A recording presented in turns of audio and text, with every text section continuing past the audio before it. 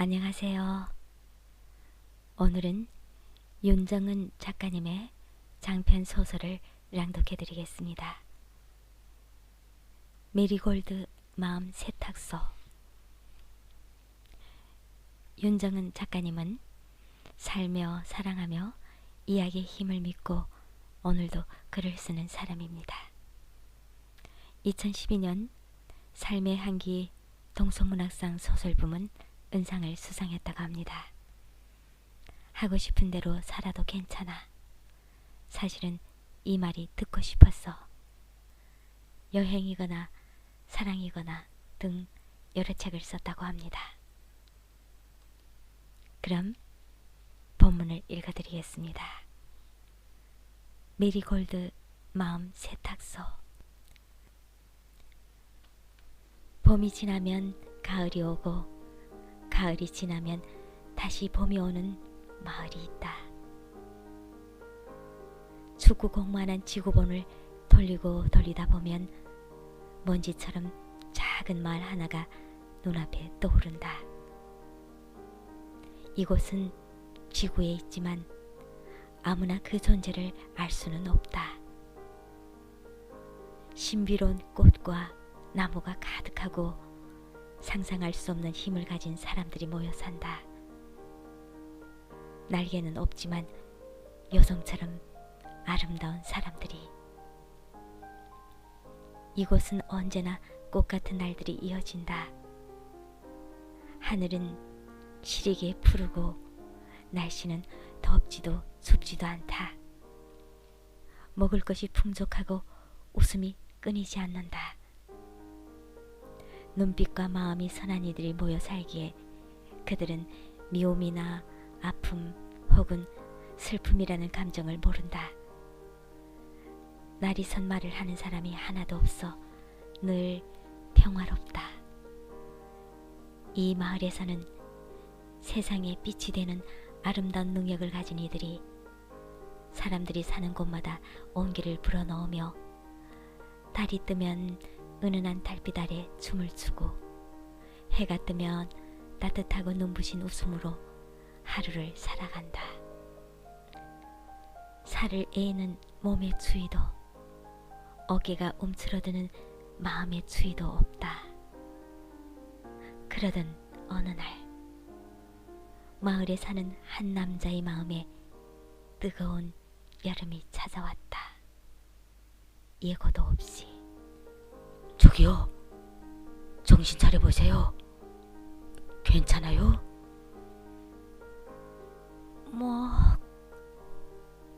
뭐라고요? 안 들려요.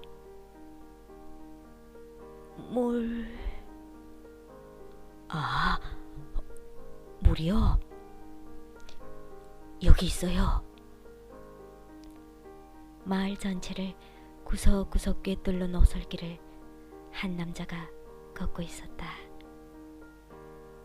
마을의 지킴이로서 크고 작은 일을 맡고 있는 남자는 팔을 양옆으로 흔들고 숨을 크게 내쉬며 자연을 만끽하다 길가에 쓰러진 여자를 발견했다. 유난히 하얀 얼굴에 머리가 검고 긴 여자는 어떤 말을 하려는 듯 입술을 들썩이다 남자가 건넨 물을 몇 모금 마시고는 다시 불썩 쓰러지고 만다. 이 마을에서 한 번도 본 적 없는 여자다. 그녀가 쓰러지는 순간 나뭇잎들이 날아들어 그녀를 받치며 푹신한 이불을 만들어준다. 저기요, 여기서 쓰러지시면 안 됩니다. 집이 어디예요? 데려다 줄게요. 남자는 맥없이 기절한 여자 옆에서 엉거주춤 서 있다. 여자가 입은 하얀 원피스에 초록물이 배지는 않을지 신경 쓰던 남자는 결국 자신의 옷을 벗어 덮어주고 그 옆에 앉는다. 여기서 잠들면 안 되는데. 일단 지금은 어쩔 수 없지. 깨어나면 집을 묻고 데려다 줘야겠다. 그런데 왜 갑자기 마음이 편안하고 졸리지? 이상하다. 남자는 주저앉은 채 무릎을 끌어안고 스르르 잠이 든다. 저기요, 여기가 어디예요? 어깨를 흔드는 가벼운 손길에 깨어난 남자는 잠에서 깨자마자 자신을 빤히 바라보며 묻는 여자의 파란 눈동자에 자기도 모르게 빨려든다. 바다 같기도 하고 하늘 같기도 한 깊은 눈동자는 빛이 비치면 파란색으로 보이고 아름답고 긴 속눈썹을 깜빡이면 갈색으로 보이기도 한다. 여자의 신비로운 눈동자에 반해 몽해진 남자가 겨우 정신을 차리고 대답한다. 여기는 그러니까 아름다운 능력을 가진 마을인데요. 아름다운 능력이요? 여기선 그동안 맡아본 적 없는 냄새가 나요. 난 냄새로 공간의 에너지를 구별하는데 여긴 평화롭고 좋은 냄새가 나요. 그런데 이상하게 낯설지가 않아요. 바람도 공기도 순해요. 가능하다면 여기서 살고 싶을 정도로 편안한 공기네요. 그럼 이 마을에서 같이 살래요? 여자의 눈을 보며 자기도 모르게 튀어나온 말에 남자는 놀라 벌떡 일어서고 말았다. 귀까지 빨개진 채 어쩔 줄 몰라 주춤거리는 남자를 보며 여자는 아주 예쁘게 웃으며 답한다. 그래요. 살아요. 첫눈에 반한다는 말은 이율배반적이지만 여자와 남자는 아름다운 능력을 가진 마을에서 예쁜 딸까지 낳고 평온하게 살았다. 신묘한 능력을 가졌지만 그 능력을 나쁜 일에는 절대 쓰지 않는 이들과 함께 봄의 다음 계절은 가을이라는 게 당연한 마을에서 행복하게 살아갔다. 할 수 있는 일이 사랑밖에 없는 사람처럼 살던 여자는 문득 너무 행복해서 불쑥 불안한 마음이 든다. 아니야, 그럴 리 없어. 이 마을은 외부에 알려지지 않은 마을이야. 이 마을에서 불안이란 감정을 아는 사람은 나밖에 없을걸. 여자는 고개를 흔들어 생각을 지운다. 깊은 밤, 불은 꺼져도 사랑의 온기가 남아 빛처럼 비추며 따뜻함이 집에 감돈다. 매일 밤 잠들기 전 여자는 집의 냄새를 맡으며 평온과 고요에 안도한다. 세월이 흐른 만큼 편안함이 더해져 온화한 표정마저 닮아가는 두 사람은 침실에서 작은 조명을 켜고 손을 잡은 채 이야기를 나누다 잠이 들곤 한다. 여자와 남자는 머리카락이 희끗한 중년이 되었고 사랑스러운 소녀는 건강하게 자라 성년을 앞두고 있다. 오늘은 평소보다 걱정스러운 표정으로 여자가 말한다. 여보, 이제 우리 딸이 가진 힘을 이야기해줘야 하지 않을까요?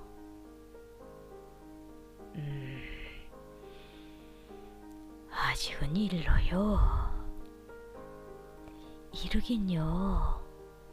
내년이면 성인인데 이제 슬슬 능력을 필요할 때만 사용하고 조절하는 방법을 익혀야 해요.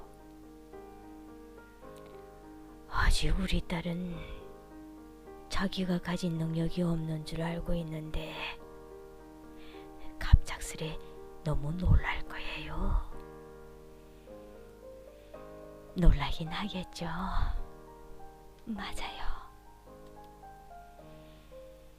조만간 적당한 시기를 봐서 알려줍시다. 그래요. 당신 말대로 해요. 그리고 능력이 있다는 걸 알게 되면 다른 마을 이야기가 적힌 책은 당분간 읽지 않게 해야겠어요. 그렇죠. 다른 마을 이야기에는 다양한 감정이 있으니 그 감정이 힘으로 연결되지 않도록 조심해야지요. 그동안 여자를 닮아 능력이 없는 줄 알았던 딸에게 뒤늦게 보이는 징후들이 걱정스러웠다. 사실 예전부터 눈치채고 있었지만 단순히 공감 능력이 좋거나 실천력이 강한 것일 거라 넘기곤 했다. 그런데 선한 마법을 쓸 줄 알도록 선택받았기에 세상에 빛이 되는 능력을 가진 이들이 꼭 넘어야만 하는 시련이 찾아오고 만 것이다. 시련을 극복하지 못하면 능력을 제대로 활용할 수 없고 마음의 상처를 스스로 치유하는 방법을 오래도록 찾아 헤매야 한다. 그렇지만 시련을 극복하면 능력을 완전하게 갖추고 빛이 되는 존재로 살아갈 수 있다. 그 삶은 존경받는 아름다운 삶이지만 외롭고 고통스럽기도 하다. 빛이 밝으면 어둠도 깊은 법이니까. 달의 이면처럼. 자신이 살던 도시에서 회복할 수 없는 상처를 받아 도망치듯 뛰다 정신을 잃고 이 마을에 들어선 여자였다. 여자는 이곳에 살면서 마음의 상처를 오직 사랑으로 치유할 수 있었다. 그러기에 자신의 아이가 시들지 않는 꽃처럼 한 번도 상처받지 않은 사람처럼 세상에서 가장 아름답고 비밀스러운 이 마을에서 맑게만 살아가길 바랐다. 그러나 언제나 바람은 바람으로 남곤 했다는 걸 기억해내고 말았다. 딸과 이야기를 나누는 이들은 마음이 편안해졌고 자신이 원하는 것을 이루는 딸의 능력이 점점 부각되었다. 이제 마을에 없는 다양한 감정을 익히고 조절해 마을 밖으로 나가야만 하는 시기가 오고 있었다. 이 마을에서는 선택받은 소수만이 세상으로 나가 선한 마법과 능력을 사용해 빛이 된다. 원래라면 아주 어릴 때부터 징후가 나타나 트레이닝 스쿨에 다니지만 여자의 딸은 성년이 다 되어 능력이 발현된 특수한 케이스였다. 나한테도 능력이 있었어? 늦은 밤까지 책을 읽다 물을 마시러 나온 어린 소녀는 열린 문틈으로 흘러나온 불빛을 따라 나갔다가 엄마와 아빠의 이야기를 듣게 된다. 소녀는 너무 놀라 그 자리에 멈춰선다. 이상하게 가슴이 두근거린다. 나에게 대체 어떤 능력이 있는 걸까? 그 힘으로 누구를 도와야 할까? 다른 마법 능력을 가진 이들처럼 마을 밖으로 나가야만 하는 걸까? 한 번도 경험해보지 못한 세상은 어떤 모습일까? 걱정과 기대가 동시에 몰려온다. 벽에 몸을 붙이고 숨죽여 엄마와 아빠 이야기를 엿듣는다. 그런데 우리 마을에 두 가지 이상의 능력을 가진 사람이 있었나요? 아마도 지난 세기에 있었다고 들었어요. 작은 말소리에 집중하다가 일순간 다리에 힘이 풀린다. 벽을 붙잡고 두 걸음 떼어 간신히 의자에 앉는다. 능력이 있다는 것도 놀라운데 두 가지라니. 어지럽고 혼란스럽다. 창밖을 보니 유난히 평소보다 깊고 어두운 밤이다. 달도 별도 얼굴을 가린 밤. 마을 밖으로 나가는 경계의 문이 열리는 밤. 괜찮을 거야. 아무 일도 일어나지 않을 거야. 정말. 마음을 가다듬고 차분히 심호흡을 하며 눈을 감는다. 하나, 둘, 셋. 가지마. 엄마, 아빠. 나만 두고 가지마. 제발 돌아와.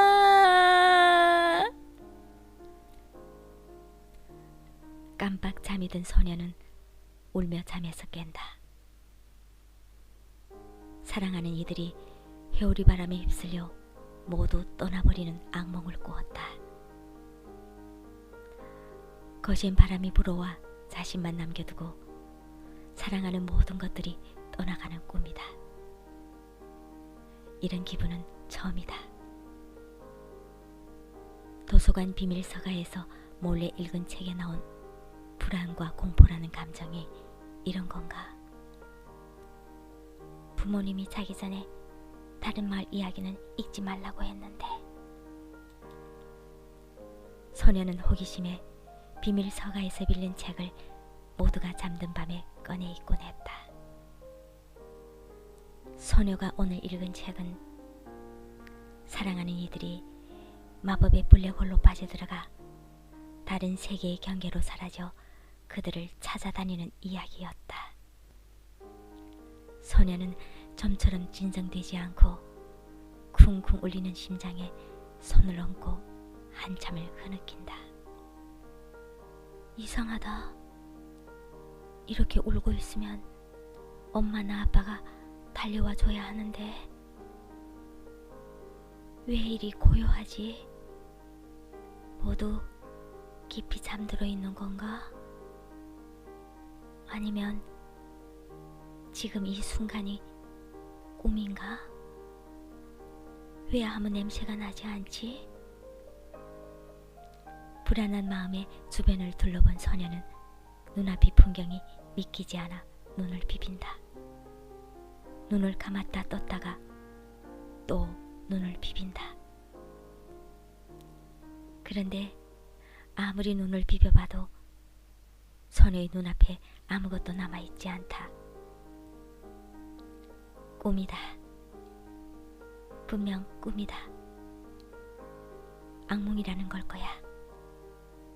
다시 눈을 감고 잠에 들어야지. 그리고 새로운 꿈을 꿔야지. 이상한 밤이야. 다시 눈을 꼭 감는다. 그때 소녀가 잠에 들기 전 의자에 앉아 들었던 마지막 말이 떠오른다. 꿈인 줄 알았는데. 타인의 슬픔에 공감하고 그걸 치유하는 능력은 참 좋은데 원하는 것을 실현하는 능력이라니 너무 위험하고 강력해요. 우리가 왜 이제야 발견한 걸까요? 미리 알았으면 좋았을 텐데. 트레이싱 스쿨에서 배워야 하는 걸 혼자 터득하려면 얼마나 벅차고 힘들까요? 자책하지 말아요. 이미 일어난 일을 후회한다고 일어나지 않은 일이 되는 게 아니잖아요. 우리가 이제라도 알았으니 곁에서 많이 도와줘요. 알았어요. 그런데 능력을 처음 발견하게 되면 당분간은 생각하고 꿈꾼 일이 즉시 일어나잖아요. 험한 생각을 하지 않게 조심해야 해요. 내일 저녁 편안한 분위기를 만든 다음에 사실을 말해줘야겠어요. 그렇게 해요.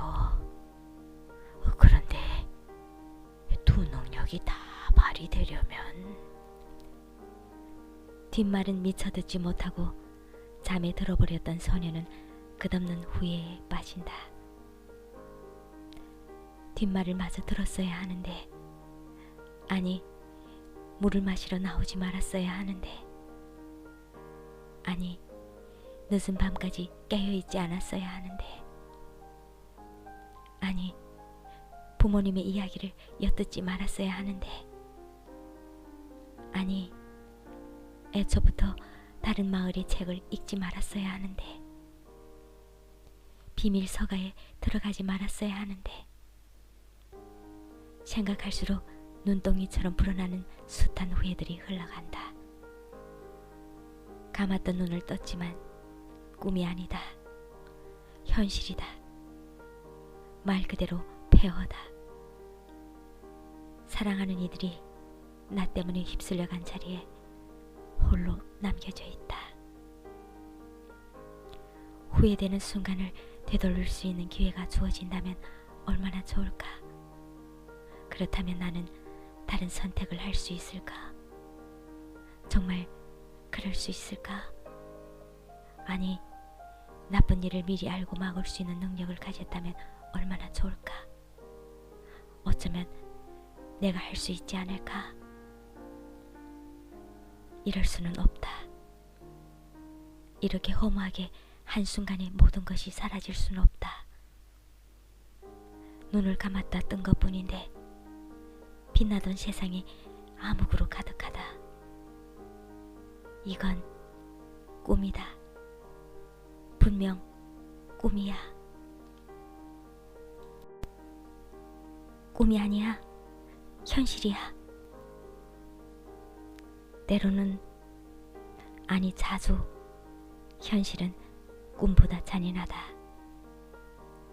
아무리 눈을 감았다 떠도 앉은 자리에서 잠들었다 깨기를 반복해도 혼자다. 소녀는 자기가 가진 능력을 어떻게 사용하는지를 몰랐다는 이유로 사랑하는 이들을 잃고 만다. 어떻게든 다시 되돌릴 수 있을 거라 믿으며 트레이닝 스쿨 교재를 모조리 찾아보다 이런 글귀를 발견한다. 능력을 알게 된 초기엔 힘 조절이 미숙해 꿈꾸길 각별히 주의해야 합니다. 특히 훈련 초반에는 많은 일들을 실현시킬 수 있게 됩니다. 잠들기 직전에 하는 생각이 현실로 나타나는 일이 생길 수 있으니 이를 악용하거나 위험에 빠지지 않도록 주의하세요. 자기 직전에는 반드시 명상을 하고 기분 좋은 생각을 하세요. 절망적이다. 사랑하는 가족이 다시 돌아오도록 아무리 생각하고 꿈을 꾸어도 눈을 뜨면 혼자다. 책의 내용처럼 엄마 아빠가 다른 세계로 넘어간 건 아닐까? 온 세계를 다 뒤져서라도 다시 만날 거야. 다시 만날 때까지 절대 눕지 않을 거야. 100만 번쯤 태어나면 다시 만날 수 있겠지. 꼭 찾을 거야. 내가 다시 돌려놓을 거야. 사람이 궁지에 몰렸을 때 자신도 모르는 초인적인 힘이 나오는 것처럼 소녀 역시 절박함과 깊은 슬픔에 특별한 능력을 발휘할 수 있었다. 본인의 능력을 발견한 지 얼마 되지 않은 순간의 힘을 빌려 100만 번을 다시 태어나 세기를 넘나들도록 스스로를 봉인했다. 위험에 빠질 수 있다는 경고 따윈 무시했다. 사랑하는 이들을 잃은 지금보다 더 큰 위험이 어디 있단 말인가. 선한 일에 능력을 사용한다는 경고도 무시한 채 온 세기에 걸쳐 가족을 찾아다녔다. 빨갛게 생기 가득한 양볼에 늘 사랑스러운 미소를 띠던 소녀는 수도 없이 다시 태어나고 세기와 세계를 넘나들며 웃음을 잃어갔다. 그래도 괜찮았다. 가족을 찾을 수만 있다면 소녀는 계속해서 다시 태어나 셀 수도 없이 많은 일을 하며 세상을 헤맸다. 어디 있어? 이제 제발 나타나줘. 제발. 차라리 꿈이었으면. 아무리 다시 태어나고 애타게 찾아다녀도 사랑하는 이들을 찾을 수 없었다. 결국 소녀는 자신을 죽지도 행복하지도 못하게 만들었다. 사랑하는 이들을 찾아야 하지만 다시 태어나는 삶을 멈추고 마침내 늙어 죽어갈 수 있도록. 혼자서는 좋은 걸 좋다 느낄 수 없었고 자연스럽게 늙어갈 자유조차 없었다. 사랑하는 이들을 찾고 나서 함께 웃으리라 다짐했다. 능력을 선하게 사용해야 한다는 마법의 명분을 외면한 채 자신을 위해서만 능력을 사용했다. 그러나 반복해서 다시 태어날수록 소녀의 검고 깊은 눈에는 슬픔만이 가득했고 소녀는 울지도 웃지도 않는 무표정한 사람이 되어갔다. 지독하게 쓸쓸하고 공허한 눈빛으로 제대로 먹지도 잠을 자지도 않아 앙상하게 말라갔다. 헤어질 때의 외모를 그대로 간직해야 가족들이 자신을 알아볼 수 있을 것 같아 얼굴이 변하지 않는 나이까지만 늙도록 했다. 어느 세계의 소녀는 20대였고 어느 세계의 소녀는 30대였다. 몇 번은 40대로 산 적도 있었지만 그 이상은 나이 들지 않았다. 사랑하는 이들이 자신을 알아보지 못할까봐, 아니 사실은 기억이 희미해져 자신이 그들을 알아보지 못할까봐 불안했다. 지치고 또 지치는 여정이었다. 야속한 시간이 마음보다 빠르게 흘러갔다. 벌써 100만 번째야. 차라리 오늘이 꿈이면 얼마나 좋을까. 왜 이 생각은 현실로 이루어지지 않는 건지, 대체 제대로 능력이 발휘되는 시점은 언제부터인지 아무리 생각해도 모르겠다. 모르는 일을 내내 물고 늘어지는 것만큼 어려운 일은 없는데 트레이싱 스쿨의 책을 챙겨서 마을 밖으로 나왔어야 하는데 몇 번째인지도 모르게 다시 태어난 첫날, 눈을 뜬 소녀는 천천히 침대에서 일어나 따뜻한 물을 끓이기 위해 주전자를 집어든다. 물 끓여라. 이야, 부글부글. 이런 건 왜 안 되는 거야? 혼잣말에 익숙한 소녀는 오른손으로 뚜껑을 열고 왼손에 있는 주전자에 물을 붓는다.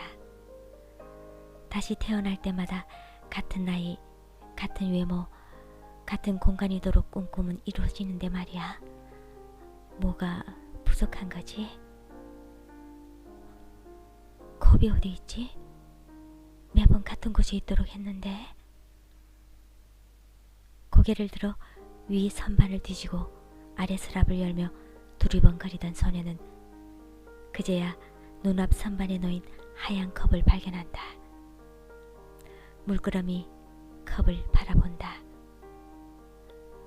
언제부터 여기 있었지? 칙 하고 그 사이 물이 끓어오른다. 보고 싶다. 지난 세기에 소녀의 곁에 있던 이들이 떠오른다.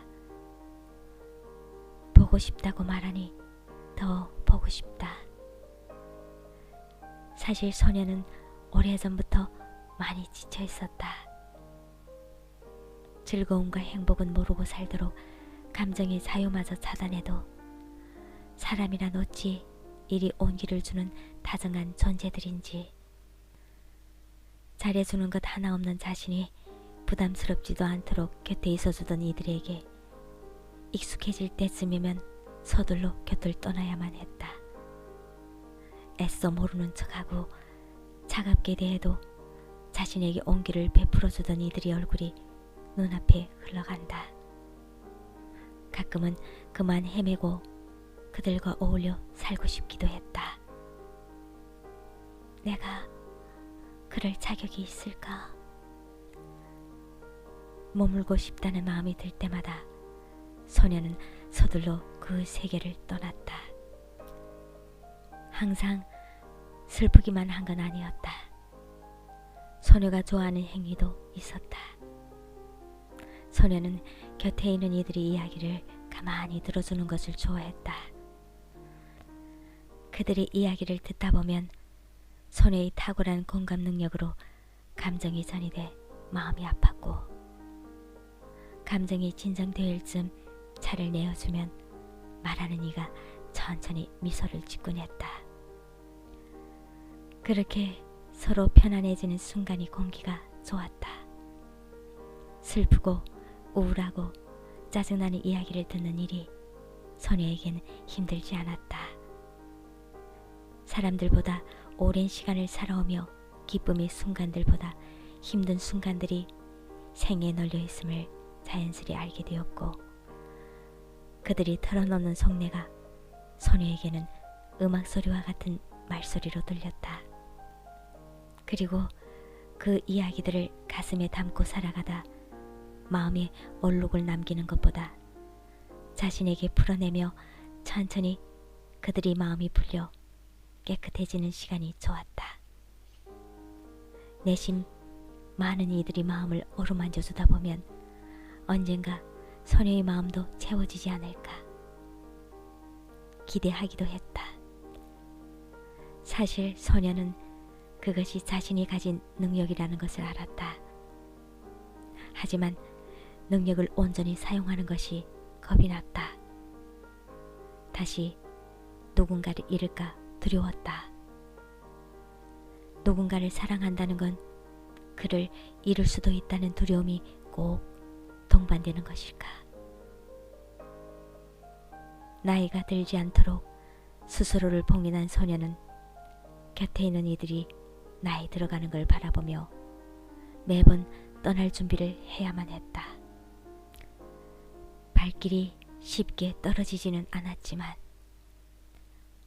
혹시 그 사람들이 그토록 소녀가 찾아 헤매던 사랑하는 이들은 아니었을까? 이렇게 긴 시간에 걸쳐 다시 태어나면서도 지난날의 과거를 자책하느라 정작 찾아야 할 것을 눈앞에 두고도 보지 못하는 건 아닐까? 이 컵처럼. 소녀는 응시하던 하얀 컵을 집어들고 물을 따르며 생각한다. 물을 끓이는 것도 채우는 것도 선택인데 말이야. 별 생각이 다 드네. 다시 태어나는 일도 이제 너무 힘들어. 이제 그만 포기해야 할 때가 온 건가? 아니야. 아직 아니야. 그런 생각은 하지 말자. 생각을 지우려 고개를 양쪽으로 흔든다. 잔에 뜨거운 물을 따라 후후 불어 마시며 집을 살펴본다. 다시 태어날 때마다 동네는 달라져도 같은 구조의 집에 살기에 낯설지 않다. 방 하나, 거실 하나에 작은 부엌이 있는 단촐한 구조의 12평짜리 집이다. 가구라고 해봤자 침대 하나, 작은 화장대 하나, 장롱 하나, 의자 하나, 테이블 하나가 전부다. 오랜 세기 전에는 크고 화려하게 집을 꾸며보기도 했지만 혼자 사는 외로움이 더 커질 뿐이었다. 새롭게 태어날 때마다 일을 하지만 번 돈을 쓰지 않으니 돈이 모였다. 가진 돈은 늘어났지만 거듭 태어날수록 필요한 것들은 줄어들었다. 익숙한 구조의 집을 훑어보며 천천히 거실로 걸어가 창문 앞에 선다. 아름답구나. 이번 동네 메리골드는 지명이 마음에 들어 골랐다. 엄마가 좋아하던 꽃 이름과 같은 이름의 도시라니 내적 친근감이 감돈다. 소녀가 사는 곳은 벽돌색 집들이 꽃처럼 모여있는 동네의 가장 높은 집이다. 골목 어귀에서는 밥 짓는 냄새가 나는 듯하다. 평화롭게 해가 지고 다시 뜨는 동네. 창밖으로 보이는 집들 가운데 몇은 노란 불빛을 밝히고 있고 굴뚝으로 연기가 올라온다. 소녀는 꼼짝 않고 서서 창밖을 응시한다. 사람이 붐비지 않지만 그렇다고 인적이 드물어 쓸쓸하지도 않은 동네다. 컵을 든 채 창문을 열고 베란다로 나간다. 맨발에 닿은 타일의 촉감이 차갑다. 바다를 등지고 선 소녀 앞으로 바람이 분다. 그리고 해가 진다. 왼쪽으로 고개를 돌리자 숨이 멎을 것 같다. 온 힘을 다해 하늘을 붉게 물들이며 해가 지고 있다. 타오를 듯한 해가 아주 천천히 바다로 들어가고 있다. 지는 해가 이토록 아름다웠던가. 산 아래 꼭대기 마을이 두 면은 바다를 품고 두 면은 도시를 품고 있다. 눈을 감고 숨을 아주 크게 들이쉰다. 물냄새가 난다. 도시와 바다와 마을이 어우러지는 풍경을 바라보며 소녀는 쓸쓸해진다. 문득 뜨거운 눈물이 흐른다. 뭐야? 해 지는 거 왜 이렇게 예뻐? 세상에 예쁜 게 아직 남아있네. 보는 이라도 있는 양 황급히 눈물을 닦으며 소녀는 해지는 풍경을 물끄러미 응시한다. 바람이 분다. 꽃냄새가 코끝을 스치고 지나간다. 바람에 흩날리는 머리카락을 쓸어 넘기며 소녀의 눈동자에도 노을이 물든다. 왜지? 익숙한 냄새가 나네. 힘껏 크게 숨을 들이마시며 소녀는 오래전 맡았던 냄새를 떠올린다. 어디서 이 냄새를 맡아봤더라. 그리움의 냄새를 떠올리며 식어버린 컵에 물을 마신다.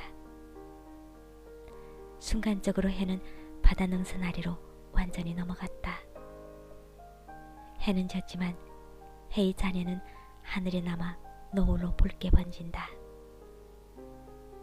해가 지자마자 어둠이 시작되는 것이 아니다. 해는 천천히 빛을 내며 지고 있었고 보이지 않아도 남은 빛이 지속되고 있었다. 그렇다. 빛과 어둠은 양면이 아닌 한 면으로 이어져 있다. 소녀는 찬찬히 어둠이 두려우는 광경을 바라본다. 깊은 어둠이라 해도 빛이 들어오는 부분이 있다. 완전한 어둠 속에 있다고 생각돼도 눈치챌 수 없을 정도로 희미하게 빛이 비춘다. 그리고 밤이 서서히 내려앉는다. 깊은 어둠 속에서도 해가 지듯 천천히 어둠은 밝음으로 이어져 달과 해가 같은 하늘에 공존한다. 낮에 달을 보지 못하는 건 낮에 해를 보려고만 하기 때문이 아닐까. 소녀는 가만히 무릎을 안고 웅크려 앉아 밤을 꼬박 샌다. 새벽이 오고 아침이 온다. 살아있는 한 노력하지 않아도 얻을 수 있는 건 이 아침을 맞이하는 날들 아닐까. 살아있는 한 영원한 어둠도 빛도 없구나. 그 순간 소녀가 지난 세기에 만났던 이들에게 위로차를 내어줄 때의 손길과 차를 마시던 이들에게 서서히 걷어지던 캄캄한 어둠, 천천히 해가 떠오르는 듯 차를 마신 이들이 고개를 들며 미소 지을 때의 순간들이 스쳐 지나간다. 기억났어.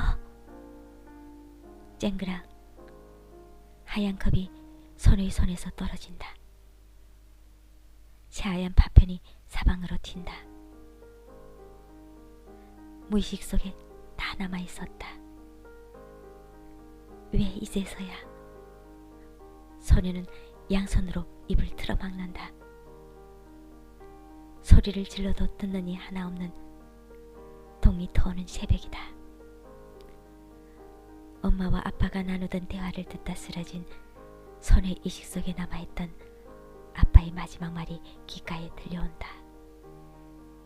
그런데 두 능력이 제대로 발휘되려면 먼저 슬픔을 위로하고 치유하는 능력을 제대로 익혀 사람들이 마음을 치유해주는 일을 하고 나서 꿈을 실현시키는 능력을 사용해야 해요. 아마 어려움을 돕는 보조 능력이 아닐까요? 마을에서 이런 능력을 가진 사람은 몇 명 없는데 특별하고 소중한 능력이네요. 선택받았어요. 왜 이제야? 왜 이제서야? 올 힘도 남아있지 않은 소녀는 가만히 서서 자신의 소멸을 상상한다. 그러다 정말로 소녀의 몸이 서서히 투명해진다. 등 뒤로는 오늘도 성실히 자신이 할 일을 하고 있는 해가 떠오르고 있다. 아, 어머리야. 왜 나의 소멸은 이루어지지 않는 거야? 소멸되기 직전 소녀가 주먹을 꽉 움켜쥔다. 그 순간 깨진 컵 조각들이 하얀 꽃잎이 되어 창문 밖 하늘로 날아간다. 구름 틈에 자리 잡은 꽃잎들이 소녀의 창문에 해가 환하게 비치도록 구름을 지운다. 새파란 하늘에 쨍한 햇살이 내리쬐고 소녀가 입고 있던 옷은 빨간 동백이 새겨진 검은 새틴 드레스로 삽시간에 바뀐다. 소녀가 눈을 뜨자 가지런히 묶여있던 머리가 스르르 풀린다. 오늘은 그런 날이다. 거시기에 몰아치는 폭풍이 온 것만 같은 고요하고 스산한 폭풍전이야. 이 동네는 매일 해가 애처롭게 지네. 마지막인 것처럼 해가 져. 내일이 없는 것처럼. 며칠을 꼼짝 않고 해가 지고 뜨는 것만 지켜보던 소녀는 드디어 집 밖으로 걸어 나왔다. 가장 아팠던 날이 마지막 기억이 이제야 떠올랐음이 너무도 원망스럽다. 알게 된 이상 이대로 있을 수는 없다. 원망과 자책을 당분간 멈추자.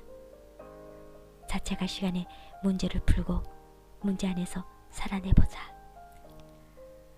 그 끝엔 답이 있지 않을까. 이제 소녀는 사람들이 마음을 본격적으로 치유해줄 장소와 일을 찾아야 한다. 이 도시 메리골드에서. 아이고, 딸의 매까지 이제 셋이나 봐주는겨? 밥은 먹었고? 아, 그렇지. 주말엔 지들 집으로 가고. 어묵 좀 싸줘봐. 소녀의 곁을 스치는 동네 사람들은 길을 지나며 자연스레 말을 섞는다. 검은 비닐봉지에 뜨끈한 음식 뭉치와 1,000원짜리 몇 장이 오간다. 작고 소박한 이 동네는 오래 거주한 이들이 많아 숟가락 개수까지 알고 있는 것이다. 김밥은 서비스요? 아니, 무슨 어묵을 샀는데 김밥을 서비스로 준대? 뭐가 남어? 돈 받아 여기. 아유, 됐어. 내일 또 사 먹어. 소녀는 기분 좋게 농리 오가는 광경을 바라본다. 이상하다. 이야기를 듣다 보니 배가 고파진다. 오랜만에 허기를 느낀 소녀는 이야기 소리가 들리는 우리 분식이라는 이름의 낡은 식당에 들어간다. 기름때가 눅진하게 밴 빨간 테이블은 행주로 닦아내도 끈적끈적하다. 맞춤법이 틀린 메뉴판의 글자를 고쳐주고 싶은 마음을 참으며 김밥 한 줄을 시킨다. 그런데 마지막으로 밥을 먹어본 게 어느 생이었지? 최소한 이 생애에서는 처음인 것 같은데. 해야 할 임무가 있는 자신에게 음식을 씹고 즐기는 여유는 사치라 생각했다. 그래서 그동안은 한 알만 먹으면 하루치 에너지를 얻을 수 있는 알약으로 연명해온 소녀였다. 지난 어느 세계에서 만난 이의 마지막을 지키며 알약 제조법을 넘겨받았었는데 그 얼굴도 이제는 희미하다. 씹는 법도 삼키는 법도 잊은 마냥 허망한 표정의 소녀에게 분식집 사장이 김밥을 내주며 말한다. 안 먹혀도 밀어놓아야 해. 안 그럼 말라서 허리 꼬부라져. 나도 오늘 입맛 없는데 억지로 밀어놓았어. 겨우 먹었어. 그래야 배꼽에도 늘어. 안 먹으면 자꾸 줄어. 누군가 이렇게 자신에게 밥 잘 먹으라고 이야기한 것도 어느 시대였나 회상하며 소녀는 기계적으로 김밥을 입에 밀어넣는다. 분식집 사장의 볼록 나온 배와 오래된 꽃무늬 앞치마를 무심히 바라보며 고개를 갸우뚱한다. 오랜만에 밥을 먹어서 그런가? 맛이 없네. 하고 생각하는 여자에게 사장은 뜨거운 김이 모락모락 나는 어묵 국물을 툭 가져다주며 묻는다. 근데 아가씨는 이름이 뭐야? 국물에 뜬 파와 후추를 눈으로 세어보던 여자는 멈칫한다. 옆 테이블에 펼쳐진 누렇게 바랜 전단지에 적힌 지은 마트라는 글자에 눈길이 머무른다. 김밥을 씹으며 몇 초간 침묵하던 소녀는 입술을 찬찬히 들썩이며 이름을 말한다. 지은. 지은이? 예쁜 이름이네. 맛있게 먹고 다음에 올 때는 라면도 시켜 먹어. 그렇지. 지은이 예쁜 이름이지. 이야기를 짓는 지은이. 급하게 지어낸 이름이 마음에 들어 소녀는 작게 미소를 지으며 숟가락으로 파와 후추 가득한 국물을 입에 넣는다. 따뜻하네, 국물이. 소녀, 아니 지은은 김밥 한 줄을 다 먹고 입을 뗀다. 아줌마, 이 건물 얼마야? 내가 살게. 이 건물을 아가씨가 어떻게 사? 머리가 아픈겨? 아가씨 돈 많어? 많다면 많지. 오메, 집이 부자요? 돈이 얼마 있으면 부자라고 할 수 있지? 열심히 벌긴 했는데 어느 순간부터는 돈 쓰는 재미가 없더라고. 안 쓰니까 모여. 그래서 많아. 아무튼 누가 주인인지만 알려줘. 건물 가격은 3배로 쳐준다고 해. 대신 아줌마는 지금 월세 반으로 깎아주고 평생 동결. 아이고, 부자 맞구만. 얼굴 이쁜 아가씨가 마음도 이쁘네. 살 수만 있으면 그렇게 해봐. 주인 내 번호 알려주는 게 뭐가 어렵다고. 자, 여기. 낡은 메모지에 적힌 번호를 찬찬히 읽어서 지은은 씩 웃으며 말한다. 아줌마, 대신 앞으로 음식 맛 지금처럼 쭉 유지해야 해. 갑자기 신메뉴 개발하고 그러지 말고 초심을 잃지 마. 어메, 또 사람 볼 줄 아네. 내가 음식을 잘하긴 하지. 근데 아가씨는 왜 사람 보자마자 반말이요? 내가 보기보다 나이가 많아. 아줌마보다 오래 살았거든. 그려, 그렇다 쳐. 구불구불한 검고 긴 머리가 허리까지 닿아 있고 얼굴이 창백하게 하얀 지은이 심각한 표정을 보며 분식집 사장은 껄껄 웃는다. 20대 같기도 하고 40대 같기도 한 아가씨다. 사장은 분식집 앞에 멍하니 선 텅 비어있는 듯 슬픈 눈빛이 지은을 보자마자 왠지 안쓰러웠다. 안아주고 싶을 만큼 말라 비틀어진 저 아가씨가 가게로 들어오라고 일부러 더 크고 우렁차게 말을 했는지도 모른다.